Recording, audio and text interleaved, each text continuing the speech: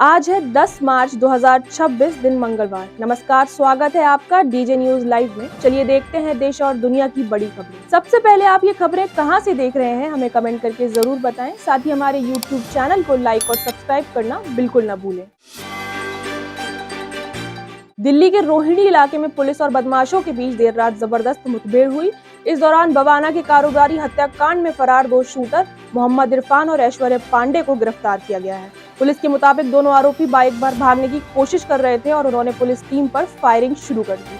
जवाबी कार्रवाई में 11 राउंड गोलियां चली, जिसमें दोनों बदमाशों के पैर में गोली लगी और उन्हें दबोच लिया गया। जांच में इस हत्याकांड के तार विदेश में बैठे गैंगस्टरों से जोड़ने की आशंका जताई जा रही है।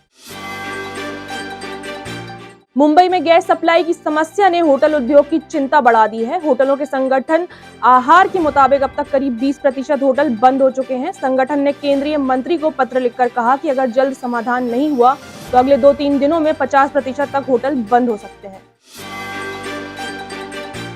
उत्तर प्रदेश के कानपुर में पूर्व क्रिकेटर अमित मिश्रा के खिलाफ उनकी पत्नी गरिमा तिवारी ने घरेलू हिंसा और दहेज उत्पीड़न के आरोप लगाते हुए अदालत में केस दर्ज किया है। पत्नी का आरोप है कि शादी के बाद से ही उन्हें लगातार प्रताड़ना, मारपीट और दहेज की मांग का सामना करना पड़ा। कोर्ट ने शिकायत पर संज्ञान लेते हुए आरोपी पक्ष को नोटिस जारी किया है।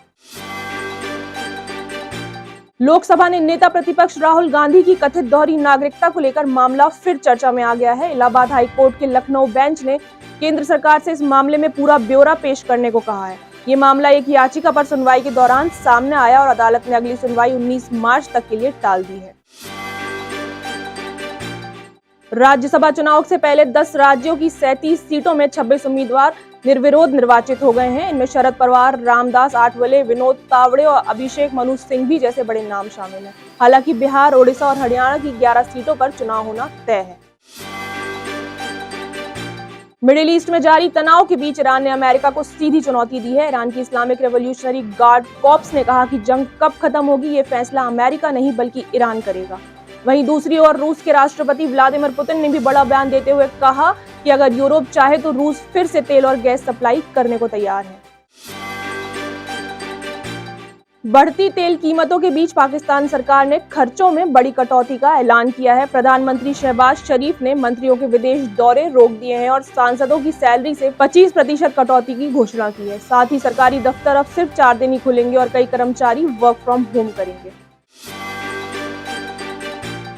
भारतीय शेयर बाजार ने गिरावट के बाद मजबूत वापसी की है। सेंसेक्स खुलते ही 800 अंकों से ज्यादा उछल गया, जबकि निफ्टी 24,000 के पार पहुंच गया। मिडिल ईस्ट तनाव कम होने के संकेत और कच्चे तेल की कीमतों में गिरावट से बाजार में खरीदारी बढ़ी हुई है। मंगलवार को सोना और चांदी की कीमतों में तूफानी तेजी देखी गई। एमसीएक्स पर सोना 1,61,000 रुपए प्रति ग्राम के पार पहुंच गया, जबकि चांदी करीब 8,700 रुपए तक उछल गई।